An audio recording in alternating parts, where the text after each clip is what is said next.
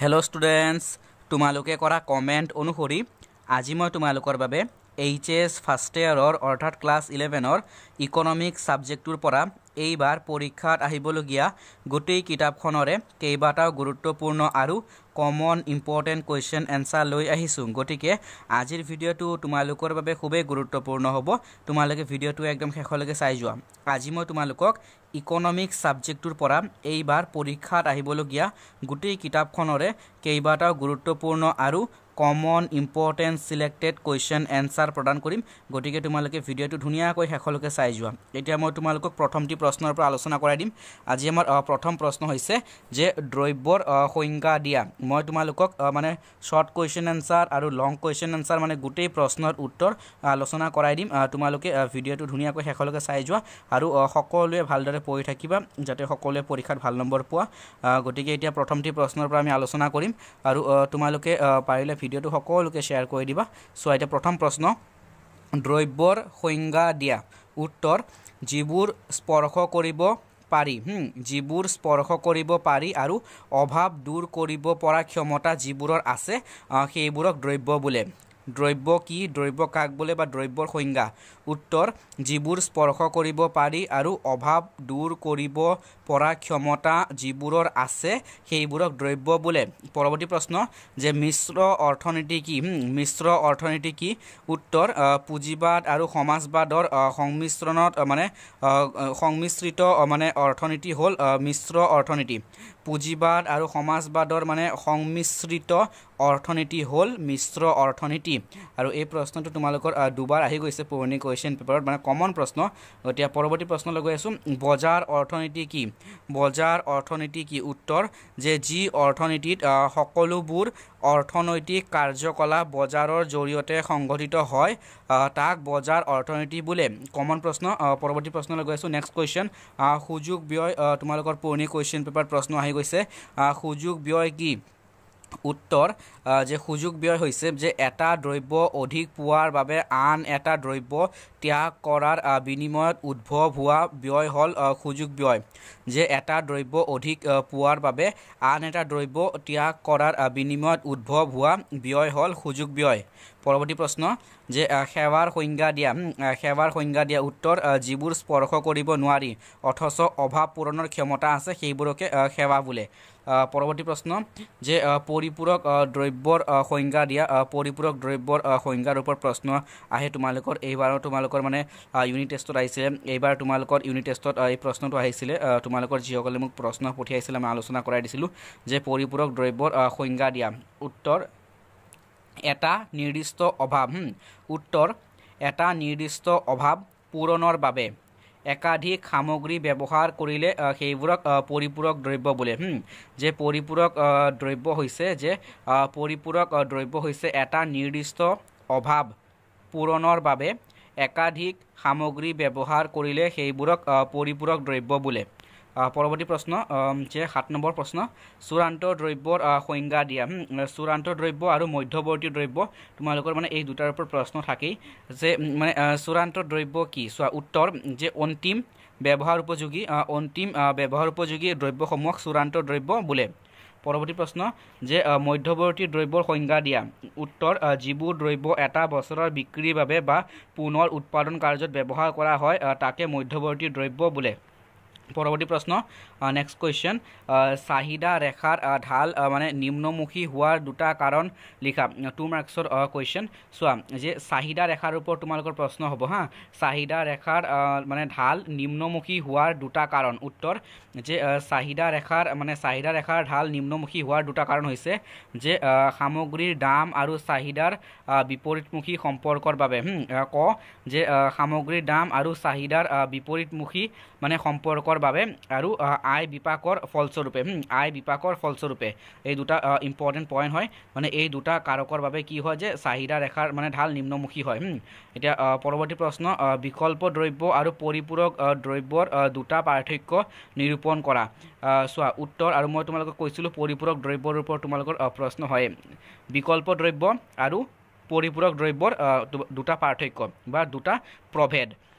উত্তৰ, ক, যে বিকল্প দ্ৰব্য এটাৰ মানে বিকল্প দ্ৰব্য এটাৰ পৰিৱৰ্তে আনটো ব্যৱহাৰ কৰিব পাৰি কিন্তু পৰিপূৰক দ্ৰব্যবোৰ একেলগে ব্যৱহাৰ কৰিব পাৰি খ যে বিকল্প দ্ৰব্যৰ প্ৰকৃতি মানে প্ৰতিযোগিতামূলক আনহাতে পৰিপূৰক দ্ৰব্যসমূহৰ চাহিদা মানে যৌথভাৱে মানে উদ্ভৱ হয় পৰৱৰ্তী প্ৰশ্ন নেক্সট কুৱেশ্যন পৰৱৰ্তী প্ৰশ্ন লং কুৱেশ্যন তোমালোকৰ যে অৰ্থনীতিৰ কেন্দ্ৰীয় সমস্যাবোৰ ব্যাখ্যা কৰা এই প্ৰশ্নটো তোমালোকৰ মানে পৰীক্ষাত হ'বই যে অৰ্থনীতিৰ মানে কেন্দ্ৰীয় সমস্যাবোৰ ব্যাখ্যা কৰা উত্তৰ যে অৰ্থনীতিৰ প্ৰধান কেন্দ্ৰীয় সমস্যাবোৰ হৈছে যে ক কি উৎপাদন কৰা হ'ব যে সীমিত সম্পদৰাজিৰে সীমাহীন অভাৱ পূৰণ কৰিবলৈ যাওঁতে কোনবোৰ সামগ্ৰী কিমান পৰিমাণে উৎপাদন কৰা হ'ব সেইটো নিৰ্ধাৰণ কৰা অৰ্থনীতিৰ মানে মৌলিক সমস্যা পৰৱৰ্তী পইণ্ট কাৰ বাবে উৎপাদন কৰা হ'ব উৎপাদিত সামগ্ৰীবোৰ সমাজৰ বিভিন্ন লোকৰ মাজত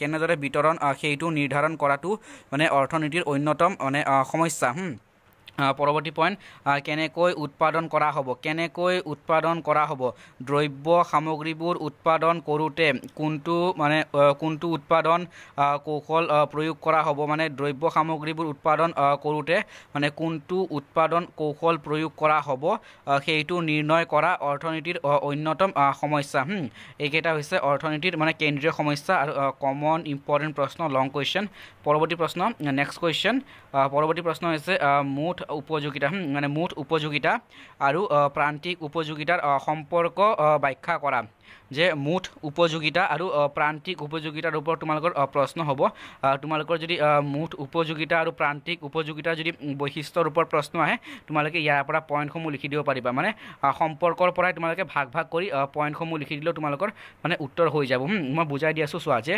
মুঠ উপযোগিতা আৰু প্ৰান্তিক উপযোগিতাৰ ওপৰত তোমালোকৰ প্ৰশ্ন হ'বই গতিকে মুঠ উপযোগিতা আৰু প্ৰান্তিক উপযোগিতাৰ সম্পৰ্ক ব্যাখ্যা কৰা এইটো কমন প্ৰশ্ন পুৰণি কুৱেশ্যন পেপাৰটো আহিছিলে আৰু বৈশিষ্ট্যসমূহ আহিলেও তোমালোকে ইয়াৰ পৰা লিখিব পাৰিবা এতিয়া উত্তৰ চোৱা যে মুঠ উপযোগিতা আৰু প্ৰান্তিক উপযোগিতাৰ সম্পৰ্ক যে যে সামগ্ৰীৰ প্ৰথমটো গোটৰ ক্ষেত্ৰত মুঠ উপযোগিতা আৰু প্ৰান্তিক উপযোগিতা সমান হয় সম্পৰ্ক যে মুঠ উপযোগিতা আৰু প্ৰান্তিক উপযোগিতাৰ সম্পৰ্ক চোৱা আৰু বৈশিষ্ট্য আহিলেও তোমালোকে ইয়াৰ পৰা পইণ্ট হিচাপে লিখি দিব পাৰিবা যে সামগ্ৰীৰ মানে সামগ্ৰীৰ প্ৰথমটো গোটৰ ক্ষেত্ৰত মানে মুঠ উপযোগিতা আৰু প্ৰান্তিক উপযোগিতা সমান হয় তাৰপিছত যে মুঠ উপযোগিতা বৃদ্ধি হ'লে প্ৰান্তিক উপযোগিতা হ্ৰাস পায় যে মুঠ উপযোগিতা সৰ্বাধিক হ'লে প্ৰান্তিক উপযোগিতা শূন্য হয় আৰু মুঠ উপযোগিতা হ্ৰাস পালে প্ৰান্তিক উপযোগিতা বিয়োগাত্মক হয় পৰৱৰ্তী প্ৰশ্ন নিৰপেক্ষ ৰেখাৰ চাৰিটা বৈশিষ্ট্য নিৰপেক্ষ ৰেখাৰ ওপৰত তোমালোকে 2 মাৰ্কছ বা 4 মাৰ্কছৰ প্ৰশ্ন হিচাপে পাবা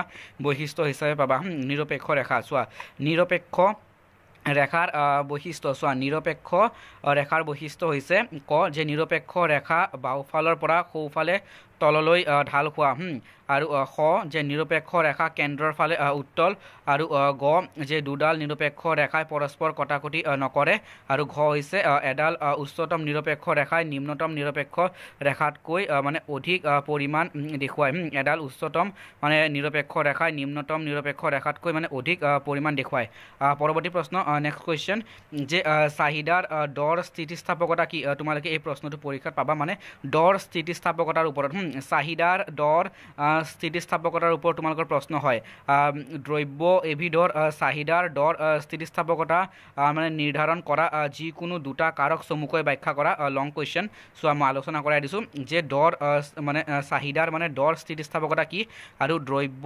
এবিধৰ মানে চাহিদাৰ দৰ স্থিতিস্থাপকতা নিৰ্ধাৰণ কৰা যিকোনো দুটা কাৰক চোৱা উত্তৰ চাহিদাৰ দৰ স্থিতিস্থাপকতা হ'ল কোনো সামগ্ৰীৰ দামৰ আনুপাতিক পৰিৱৰ্তনৰ ফলত হোৱা চাহিদাৰ আনুপাতিক পৰিৱৰ্তন যে দৰ মানে চাহিদাৰ দৰ স্থিতিস্থাপকতা হ'ল যে কোনো সামগ্ৰীৰ দামৰ আনুপাতিক পৰিৱৰ্তনৰ ফলত হোৱা চাহিদাৰ আনুপাতিক পৰিৱৰ্তন এতিয়া হৈছে ইয়াৰ কাৰকসমূহ চোৱা যে মানে দ্ৰব্য এবিধৰ চাহিদাৰ দৰ স্থিতিস্থাপকতা নিৰ্ধাৰণ কৰা কাৰক চোৱা এতিয়া কাৰকসমূহ হৈছে যে যে সামগ্ৰীবিধৰ প্ৰকৃতি অত্যাৱশ্যকীয় সামগ্ৰীৰ চাহিদা অস্থিতিস্থাপক মনত ৰাখিবা ইম্পৰ্টেণ্ট পইণ্ট যে মানে অত্যাৱশ্যকীয় সামগ্ৰীৰ চাহিদা অস্থিতিস্থাপক আৰু বিলাসী সামগ্ৰীৰ চাহিদা স্থিতিস্থাপক আৰু যে বিকল্প দ্ৰব্যৰ উপস্থিতি কোনো সামগ্ৰীৰ বিকল্প দ্ৰব্য সহজতে উপলব্ধ হ'লে মানে দ্ৰব্যবিধৰ চাহিদা মানে স্থিতিস্থাপক হ'ব আৰু মানে বিকল্প দ্ৰব্য সহজতে উপলব্ধ নহ'লে মানে চাহিদা অস্থিতিস্থাপক হ'ব কমন প্ৰশ্ন এতিয়া পৰৱৰ্তী কুৱেশ্যনলৈ গৈছোঁ নেক্সট কুৱেশ্যন হৈছে যে উপাদানৰ প্ৰতিদান আৰু মাত্ৰাৰ প্ৰতিদানৰ ওপৰত তোমালোকৰ প্ৰশ্ন হয় হা মনত ৰাখিবা তোমালোকৰ এই টপিকৰ ওপৰত এই বিষয়ৰ ওপৰত তোমালোকৰ প্ৰশ্ন হ'ব যে উপাদানৰ প্ৰতিদান মানে 4 মাৰ্কছ নাইবা 2 মাৰ্কছৰ প্ৰশ্ন হিচাপে তোমালোকে বৈশিষ্ট্য হিচাপে আহিলেও তোমালোকে ইয়াৰ পৰা পইণ্ট হিচাপে লিখি দিবা হৈ যাব উত্তৰ যে তোমালোকে উপাদানৰ প্ৰতিদান আৰু মাত্ৰাৰ প্ৰতিদানৰ পাৰ্থক্য দেখুওৱা তোমালোকৰ এই প্ৰশ্নটো কমন প্ৰশ্ন পুৰণি কুৱেশ্যন পেপাৰটো আহিছিলে আৰু এই প্ৰশ্নটো তোমালোকৰ মানে বৈশিষ্ট্য হিচাপে আহিলেও তোমালোকে লিখিব পাৰিবা ইয়াৰ পৰা পইণ্ট হিচাপে মই বুজাই দি আছোঁ চোৱা যে উপাদানৰ প্ৰতিদান আৰু মাত্ৰাৰ প্ৰতিদানৰ পাৰ্থক্য দেখুৱাও উত্তৰ যে উপাদানৰ প্ৰতিদান বৈশিষ্ট্য হিচাপে আহিলেও তোমালোকে ইয়াৰ পৰা পইণ্টসমূহ ভাগ ভাগকৈ লিখিবা যে উপাদানৰ প্ৰতিদান হ'ল হ্ৰস্বকালীন উপাদান কাৰ্য উপাদানৰ প্ৰতিদান হ'ল হ্ৰস্বকালীন উপাদান কাৰ্য আনহাতে মাত্ৰাৰ প্ৰতিদান হ'ল দীৰ্ঘকালীন সময়ৰ প্ৰযোজ্য আৰু হৈছে উপাদানৰ প্ৰতিদানৰ এটা উপাদান পৰিৱৰ্তনশীল বাকীবোৰ স্থিৰ আনহাতে মাত্ৰাৰ প্ৰতিদানত সকলোবোৰ উপাদান পৰিৱৰ্তনশীল আৰু পৰৱৰ্তী পইণ্ট যে উপাদানৰ প্ৰতিদান বিধিত মানে উৎপাদন কৌশল মানে অপৰিৱৰ্তিত উপাদানৰ প্ৰতিদান বিধিত মানে উৎপাদন কৌশল অপৰিৱৰ্তিত কিন্তু মাত্ৰাৰ প্ৰতিদান বিধিত উৎপাদন কৌশল মানে পৰিৱৰ্তনশীল পৰৱৰ্তী পইণ্ট যে উপাদানৰ প্ৰতিদান বিধিৰ তুলনাত মাত্ৰাৰ প্ৰতিদান বিধিত অধিক মিতব্যয়তাৰ উদ্ভৱ হয় গতিকে এইকেইটা হৈছে যে উপাদানৰ প্ৰতিদান আৰু মাত্ৰাৰ প্ৰতিদানৰ মানে পাৰ্থক্য তথা বৈশিষ্ট্য হিচাপে আহিলেও তোমালোকে ইয়াৰ পৰা পইণ্ট হিচাপে ধুনীয়াকৈ লিখি দিব পাৰিবা ইয়াৰ পৰা পইণ্ট হিচাপে লিখিলেও তোমালোকৰ বৈশিষ্ট্য হৈ যাব উপাদানৰ প্ৰতিদান আৰু মাত্ৰাৰ প্ৰতিদান উপাদানৰ প্ৰতিদান আৰু মাত্ৰাৰ প্ৰতিদান পাৰ্থক্য আৰু বৈশিষ্ট্য হিচাপে আহিলেও তোমালোকে ইয়াৰ পৰা পইণ্ট হিচাপে ভাগ ভাগ কৰি লিখি দিব পাৰিবা গতিকে এইকেইটা আছিলে কমন ইম্পৰ্টেণ্ট কুৱেশ্যন এইবাৰ পৰীক্ষাত আহিবলগীয়া গতিকে তোমালোকে ধুনীয়াকৈ তোমালোকে সকলোৱে পঢ়িবা আৰু যাতে সকলোৱে ভাল নম্বৰ পোৱা গতিকে সকলোৱে ধুনীয়াকৈ পঢ়ি থাকিবা আৰু তোমালোকে ভিডিঅ'টো সকলোকে শ্বেয়াৰ কৰি দিবা আমি পুনৰ লগ পাম এটা নতুন ভিডিঅ'ত মই পৰৱৰ্তী ভিডিঅ'ত আৰু কেইবাটাও কমন ইম্পৰ্টেণ্ট কুৱেশ্যন এনচাৰ আলোচনা কৰাই দিম পূৰ্ণ প্ৰতিযোগিতামূলক বজাৰৰ বৈশিষ্ট্যৰ ওপৰত প্ৰশ্ন আহে আৰু একচেটিয়া বজাৰৰ ওপৰতো তোমালোকৰ প্ৰশ্ন আহে কমন ইম্পৰ্টেণ্ট কুৱেশ্যন এনচাৰ মই আৰু মানে পৰৱৰ্তী ভিডিঅ'ত আৰু কেইবাটাও কমন ইম্পৰ্টেণ্ট কুৱেশ্যন এনচাৰ আলোচনা কৰাই দিম গতিকে তোমালোকে সকলোৱে ভালদৰে পঢ়ি থাকিবা যাতে সকলোৰে পৰীক্ষা ভাল হওক ঠিক আছে সকলোৱে ভালদৰে পঢ়ি থাকিবা যাতে সকলোৱে ভাল নম্বৰ পোৱা আৰু তোমালোকে ভিডিঅ'টো সকলোকে শ্বেয়াৰ কৰি দিবা আৰু ভিডিঅ'টো চোৱাৰ কাৰণে সকলোকে যথেষ্ট ধন্যবাদ ভিডিঅ'টো আজি আমি ইয়াতে সামৰিছোঁ তোমালোকে সকলোৱে ভালদৰে পঢ়ি থাকিবা আৰু তোমালোকে মানে ভিডিঅ'টো সকলোকে শ্বেয়াৰ কৰি দিবা আমি পুনৰ লগ পাম এটা নতুন ভিডিঅ'ত গতিকে ভিডিঅ'টো আজি আমি ইয়াতে সামৰিছোঁ